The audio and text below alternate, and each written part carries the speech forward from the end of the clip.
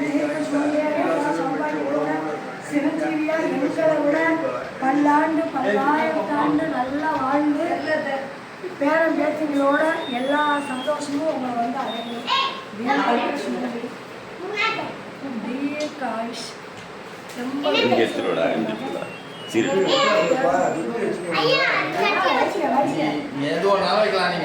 எல்லாமே ஒன்றுதான். இதை 2 பேரும் சேர்ந்து வாங்கிக்கோங்க. சேர்ந்து வாங்க. ஆமாம்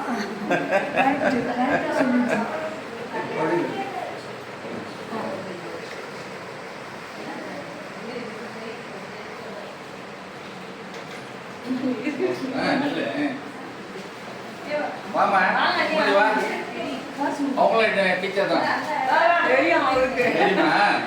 ஸ்கூல் பசங்க அவர்கிட்ட படிக்கிறாங்க. திருக்குறள் படிக்கிறாங்க.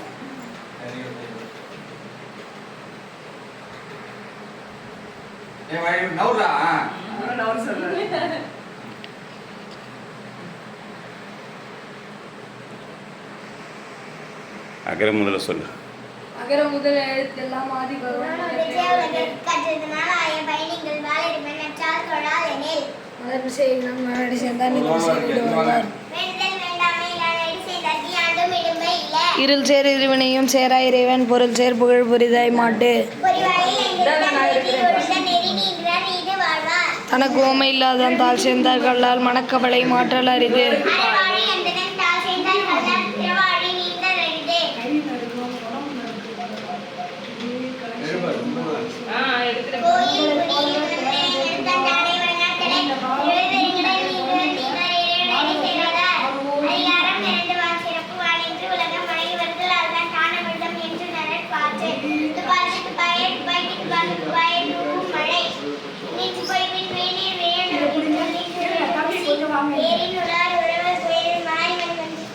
கெடுப்பதும் கெட்டாருக்கு சாராய் மற்றாங்கே எடுப்பதும் எல்லாம் மழை விசும்பின் துளி வீழ் நல்லால் மற்றாங்கிய பசும்புல் தலை கண்பதறிது தண்ணீர்மை குன்றும் தடிந்தெழி தான் நல்காதாகிவிடின் சிறப்போடு பூசனை செல்லாது வானம் வரக்கு மேல் வானோர்க்கும் வேண்டு தானம் தவம் இரண்டும் தொங்காவி எனலகம் மானம் வழங்காதெனின் நீரின்றமை அது உலகினின் யாருக்கும் ஆனின்றமை அது ஒழுக்கு ஏறம் இருவது நீத்தார் பெருமை ஒழுக்கத்து நீத்தார் பெருமை விழுப்பத்து வேண்டும் பணுவல் துணிவு துறந்தார் பெருமை துணை குறி வையத்து இறந்தார் எண்ணிக்கொண்டற்று இருமை வகை தெரிந்து ஈண்டரம் பூண்டார் பெருமை பிறங்கிட்ட உலகு புறன் என்னும் தோட்டியானோர் என்னும் காப்பான் நரன் என்னும் ஐப்பீர்கோர் வித்து 5 வித்தான ஆற்றல் கல்வி சும்லார் கோமானிந்தனே சாலங்கரி செயற்கரிய செய்வார் பெரிய சிறியர் செயற்கரிய செய்களாத சுவையொளி உருவோசை நாற்ற பெற்ற இந்தின் வகை திரிவான் கட்டே உலகு நிறைமொழி மாந்தர் பெருமை நிலத்து மறைமொழி காட்டிவிடும் குணமென்னும் குன்றே நின்றார் வெகுளி கணமையும் காத்தலருது அந்தனர் என்போர் அறவோர் மற்ற உயிர்க்கும் செந்தன்மை பூண்டோர்களான்.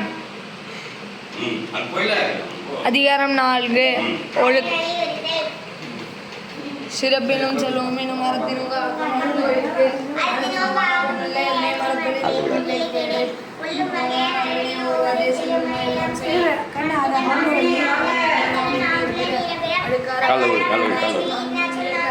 கால விடா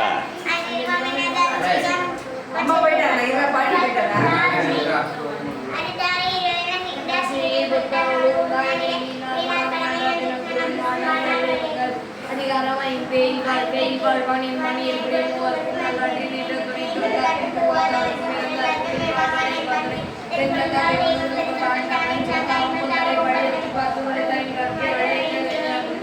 அவங்களை கூப்பிடு.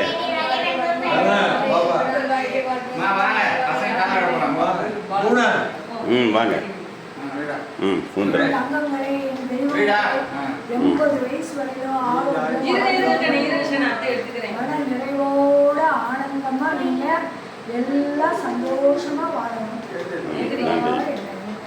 நன்றி. அந்த பக்கத்தில் நில்லுப்பா. இப்போ நீங்கள் என்ன நாளில் என்ன விஷயன்றதை பேசுங்க. 2 பேரும் பேசுங்க. சொல்லுங்க. அனைவருக்கும் வணக்கம் சொல்லுங்க. 1974 வருஷம் திருமணம் ஆகி 2024 50 வருஷம் கல்யாணம் பூர்ணமாக எல்லார் முன்னிலையிலும் சந்தோஷமாக ஆனந்தமாக என்னுடைய பிள்ளைங்க நிறைய பிள்ளைங்களோட நான் இந்த இன்ப நாளை கழிக்கிறேன். 26/4/4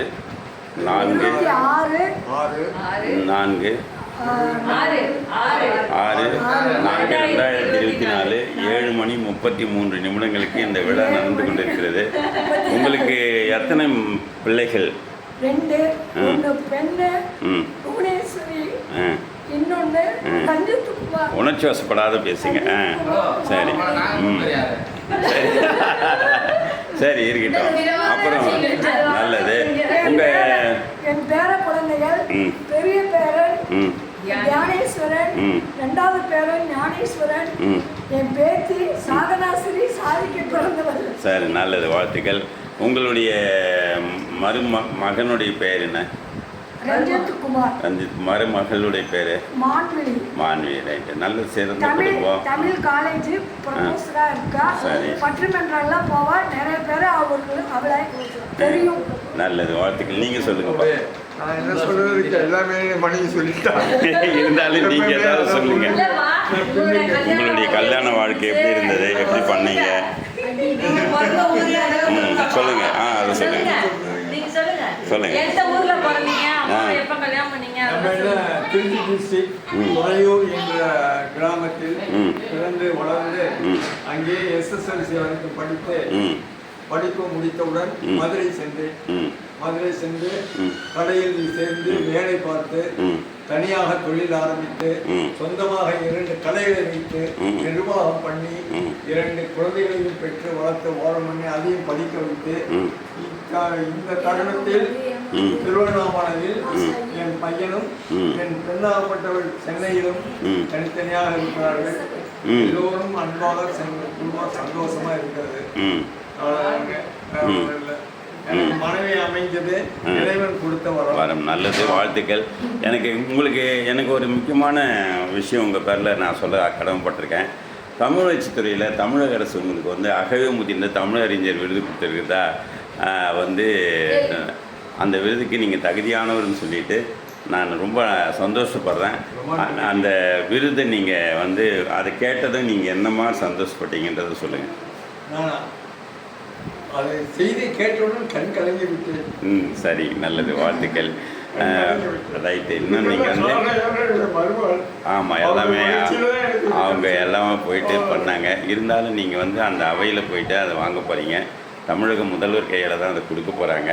தமிழச்சித்துறையினுடைய இயக்குனர் ஐயா தான் அதை உங்களுக்கு எல்லாமே தரப்போகிறாங்க. அவை அருள் ஐயா தான் தரப்போகிறாரு.